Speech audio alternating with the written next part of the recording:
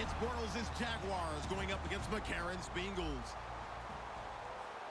On the call here tonight, let's send it out to our guys. What are we doing? What way? That's Brandon. Oh, you talking to him? And Charles Davis. Larry, it's the NFL on EA Sports, and there you get a look at Paul Brown Stadium on the banks of the Ohio River in Cincinnati. Tonight we kick off the preseason with a good matchup right away between the Jacksonville Jaguars and the Cincinnati Bengals.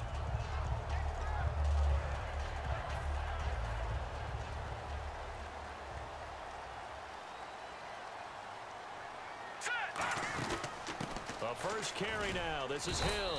And he'll take this one up close to the 25-yard line. A gain of 3, second down. And here are the starters. Charles, what are your thoughts on Jeremy Hill? He provides a thump in this offense. A great runner who goes inside and establishes a tone for his team. Now let's go. They go play action for Hill. Now it's McCarron. And he bats it away, and it falls down incomplete. Tyler Boyd, the former Pitt Panther, was the target. And that'll make it third down. And we take you through the starting defense for Jacksonville. Dante Fowler missed his rookie season due to injury. So good to have him back on the field. A terrific combination of speed and strength. Now here's McCarron on third. He throws there, incomplete. He was looking for his favorite target, A.J. Green, that time. And that'll bring up a fourth down. The Bengals bring out their punter now. He'll kick it away after a 3-and-out on the opening drive of the game. And look here, it's an opening drive fake. The hell did... I know I picked a regular punt. What the... And his guys are going to get the football. Oh, I clearly picked a fake punt. Oops. Well, when someone other than the quarterback is throwing the football, it's either beautiful or a disaster, and here it was the latter. Nowhere in between, right? You're exactly right. It takes some fortitude to call that type of what, the newspaper? When it doesn't work, nah, it at best stings, but it... The former Indiana Hoosier here, Coleman. Come on. And he's brought down. The offensive line and its ability to open holes in this defensive front, something they were confident at best, I don't think it hurts her. Picked up the first.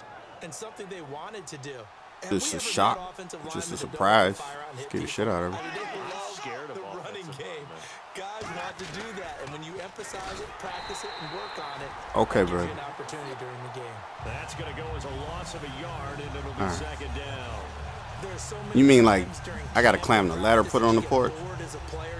All right, I do it tomorrow. But I'm not doing it tonight. You do it each and every day. Get the blocker away and get into the backfield and make a big-time tackle. That's what we just saw. Hungry for what?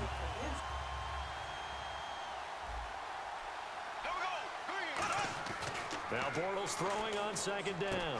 Looking and finding Allen Hurns. They'll wind up getting 10 back as that sets he him up spun out of that down. shit like and that's a one of beast. his advantages of a passer, is it not? With his height, setting back there in the pocket, firing it over the middle, he can really see everything clearly.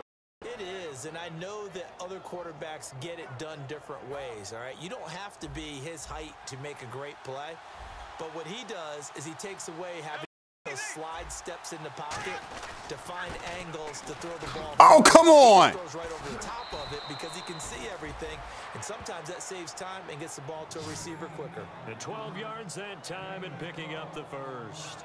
How many times do we say in this game that speed kills, and it does it in so many different ways? In this case, you got a back who's quick and shifty, can make moves, make people miss, but also gets to and through a hole before it can close down. That's some of the benefits of that speed, not just outrunning people in the secondary. That led to a really nice game. And the big tight end shifting around.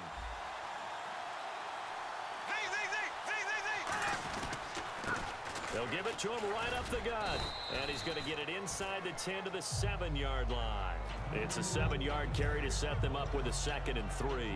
Some runs are blocked so well, you almost forget that someone has to carry the ball to gain the yardage.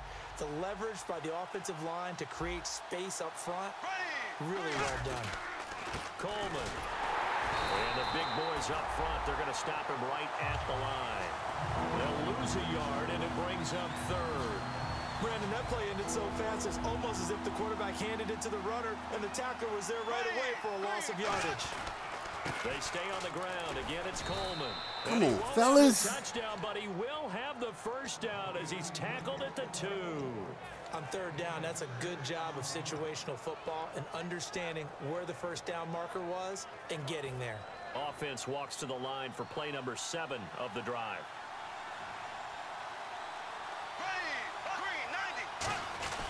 It's Coleman here, and he'll take this one in for a Jags touchdown.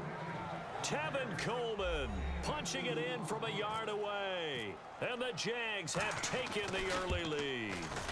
I know we don't talk about it enough, but the intelligence level of the guys up front blocking, the offensive linemen, maybe the smartest guys in football overall. Add in a little bit of athleticism and a whole lot of toughness, you've got a lot to deal with, don't you? That's why the guys in the backfield get them really nice Christmas gifts, right? If they're smart, they do. Cincinnati now ready to take the field. And following the interception, just any interception, are you a little bit more cautious when you start that next drive, or no, you just throw that out the window? I think you are. I don't think that there's any way you can run back out there and go, totally didn't affect me. Let's just go ahead and be loose with the football again. You're going to take care of it, but you have to be careful about being too cautious because now you can't run any offense at all. Still want to attack. We'll see how they attack them here. 8 yards to go here on second down. All right, here we go. They run it again with Hill. And he'll take this up near the 35, maybe the 34. It's a gain of 6, moves him to a manageable 3rd and 2 situation. And that looked like some pretty easy yardage there right up the gut. And he's a guy that has some height to him. So when you don't have to drop a shoulder or create or get through contact or trash, makes it a lot easier to stay upright, see the field, and make a run as we just saw there. And Eifert has it. It's a gain of 3, and it gets him to first.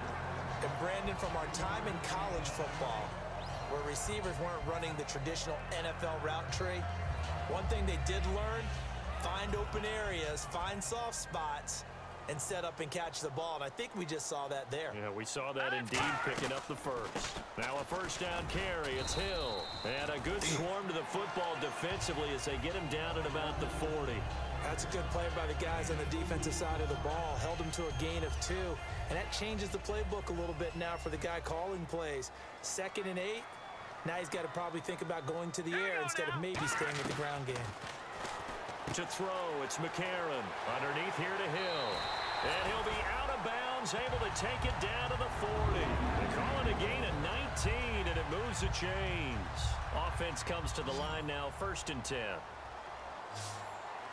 Hill, the lone setback. A.J. McCarron looking to throw. And the catch made. It's Tyler Boyd. Give him 9 there on the first down completion.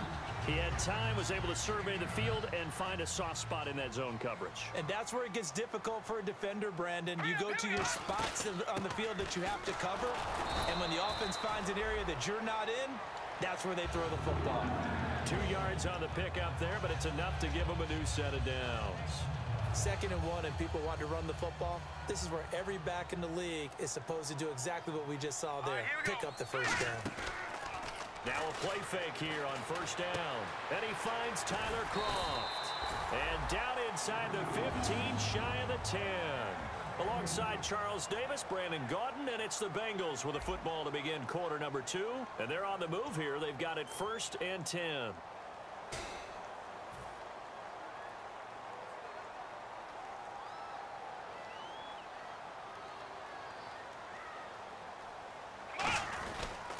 They'll give it to him right up the gut. And he'll be dropped at about the 11 after only a yard.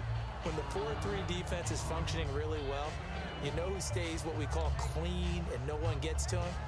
The guy playing the middle linebacker position, the guy we call Mike.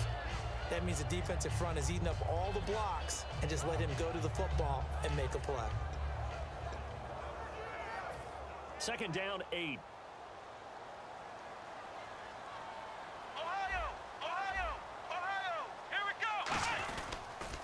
Now they'll run it on the toss. And he'll fight his way down inside the 10 to the 9-yard line. Another 2-yard gain there, but they'll need to do better this time. It's 3rd and 6. I like the call. inside the red zone running the toss. Why? They want to get to the edges. They want to see if guys who don't normally make a lot of tackles are willing to actually do that. That usually means the guy's in the cornerback position. And the offense readies for play number 10 of this series. Let's go! And now a first chance for the backup here to throw. And he couldn't hang on to the contact. Incomplete. We know it's not an easy job